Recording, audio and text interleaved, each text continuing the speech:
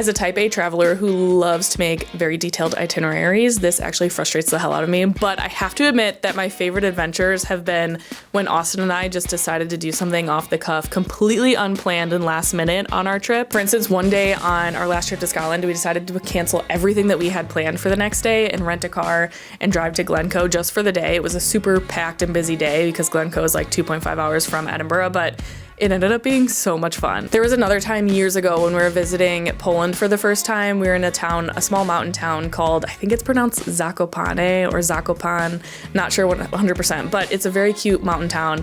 And we didn't realize that this was a huge destination for European travelers for New Year's Eve specifically because they throw a huge concert.